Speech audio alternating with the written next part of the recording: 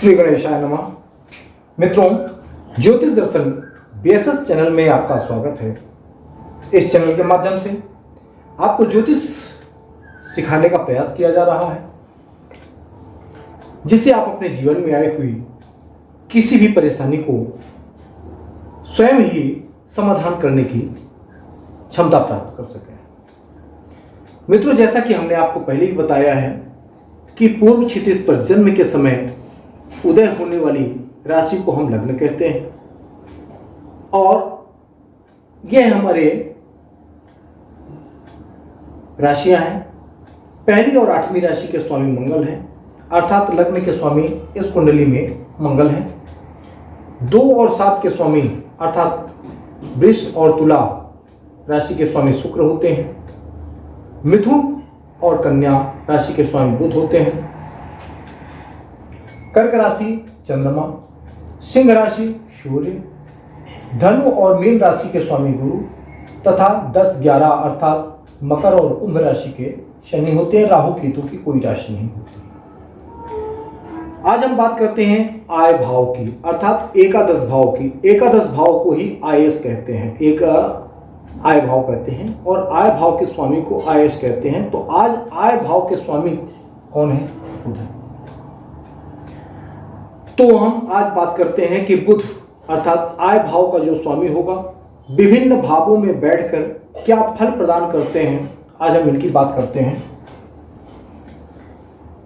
मित्रों, जब एकादश भाव का स्वामी लग्न में हो तो ऐसा व्यक्ति सात्विक और शुद्ध बुद्धि वाला होता है,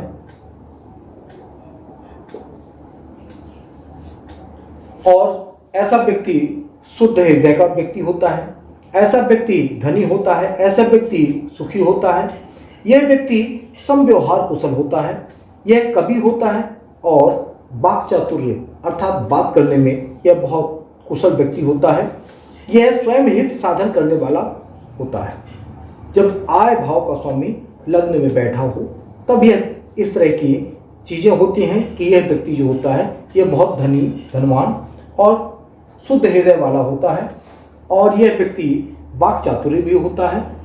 इसके बाद हम मित्रों बात करते हैं द्वितीय भाव की।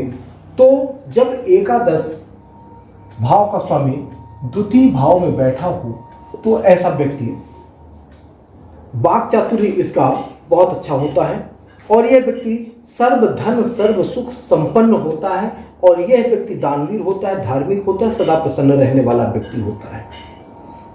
इसे धन की आवश्यकता नहीं होगी, तब भी इसके पास धन दौड़ा चला आएगा, और चाहे जैसे हो।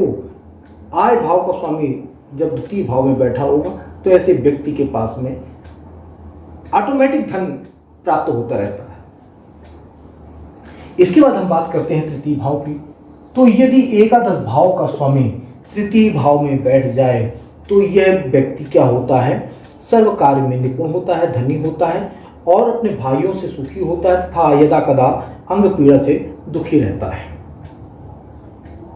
इसके बाद हम बात करते हैं चतुर्थ भाव की। तो चतुर्थ भाव में जब एकादश भाव का स्वामी बैठा होगा तब यह व्यक्ति माता के कुल से लाभान्वित होता है, अर्थात मामा नाना आदियों से यह लाभान्वित होता है। तीर्थ यात्रा करने वाला व्यक्ति होता है, यह भूमि भवन के सुख भोगने वाला व्यक्ति होता है जब आय भाव का स्वामी यहां पर बैठा। इसके बाद हम बात करते हैं पंचम भाव की।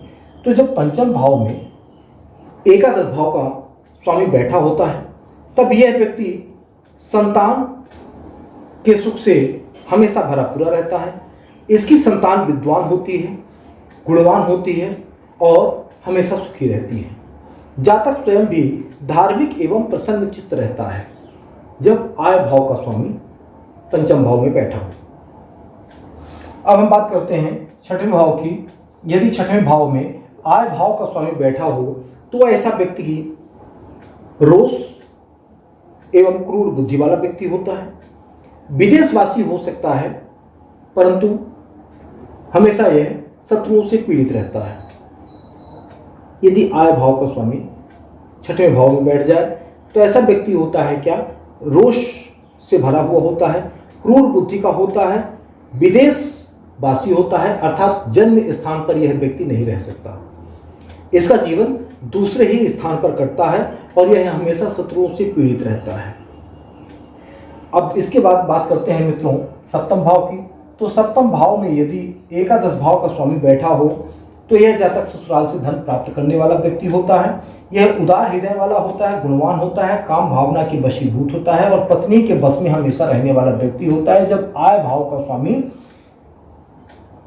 सप्तम भाव में स्थित होता है। इसके बाद हम बात करते हैं अष्टम भाव की। तो यदि अष्टम भाव में आय भाव का स्वामी बैठा हो तो यह जातक अपनी कार्यों से हानि उठाने वाला व्यक्ति होता है, परंतु दीर्घायु होता है और इसकी स्त्री का निधन इसके जीवन काल में ही हो जाता है।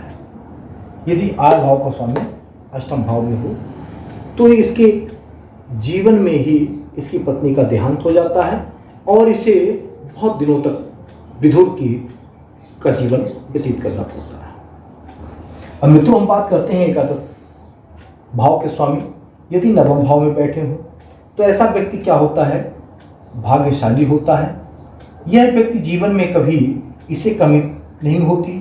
यह हर कार्य में निपुण होता है और सत्यवादी होता है। यह राज्य से सम्मानित एवं उत्तम धन प्राप्त करने वाला व्यक्ति होता है जिसके आय भाव का स्वामी नवम भाव अर्थात भाग्य भाव में बैठ जाए। मित्रों इसके बाद हम बात करते हैं दसम भाव की। तो जब एकादश भाव का स्वामी दसम भाव में स्थित होता है तब यह क्या फल प्रदान करता है। यह व्यक्ति राजा से वंदनीय होता है। यह व्यक्ति गुणवान होता है, स्वधर्मरत होता है और उत्तम बुद्धि वाला होता है। यह व्यक्ति सत्य बोलने वाला होता है, इंद्रिय सुख पर विजयी होता है, अर्थात जिस तरह दूसरे अपनी पत्नी के अलावा किसी दूसरी स्त्री की तरफ यह देखने की स्थिति नहीं रखता कभी भी। इसलिए इसे कहा गया है इंद्रिय सुख पर विजय प्राप्त करने वाला व्यक्ति होता है। तो मित्रों अब हम बात करते हैं एकादश भाव की। तो एकादश भाव का स्वामी यदि एकादश भाव में ही बैठा हो तो ऐसा व्यक्ति सभी कार्यों से लाभान्वित होता है। यह व्यक्ति विद्या व सुख में सदैव वृद्धि पाने वाला व्यक्ति होता है और इसके जीवन में किसी भी तरह की कोई कमी नहीं रहती है। अब इसके बाद हम बात करते हैं द्वादश भाव की। तो यदि एकादश भाव का स्वामी द्वादश भाव में बैठा हो तो ऐसा जातक सदैव शुभ कार्यों हेतु व्ययशील रहता है, अर्थात ऐसे व्यक्ति का धन आय भाव का स्वामी द्वादश भाव में बैठा हो ऐसा व्यक्ति क्या होता है, धर्म के कार्यों में हमेशा व्यय करता रहता है, धन खर्च करता रहता है। यह काम वासना और बहुपत्नी युक्त होता है। इसके कई पत्नियां हो सकती हैं और यह काम वासना में बहुत रत रहता है। यह म्लेच्छों से मित्रता रखने वाला व्यक्ति होता है, अर्थात यह जो निम्न प्रकृति के कार्य करने वाले व्यक्ति हैं इनसे यह मित्रता रखने वाला होता है और संभवतः यह विदेशी स्त्री से प्रेम करता है और उसी से विवाह भी करता है और इस व्यक्ति को जीवन में धर्म के कार्यों में व्यय करने के कारण किसी चीज की कमी महसूस नहीं होती है। इसलिए कहा गया है कि यह व्यक्ति धर्म कार्यों में व्यय करने वाला व्यक्ति होता है। तो मित्रों जीवन में किन भावों का स्वामी किन भावों में बैठकर क्या हमको फल प्रदान कर दे, इसके बारे में यदि हमें ज्ञान है तो हम अपने जीवन को अपने हिसाब से अपने कर्मों को कर सकते हैं।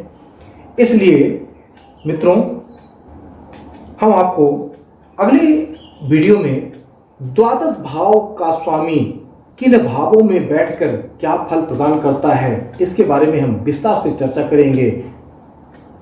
मित्रों यदि आपने इस चैनल को अभी तक सब्सक्राइब नहीं किया है तो कृपया सब्सक्राइब करें, लाइक करें, शेयर करें। अगले वीडियो में हम आपसे फिर मिलते हैं। जय श्रीमन नारायण।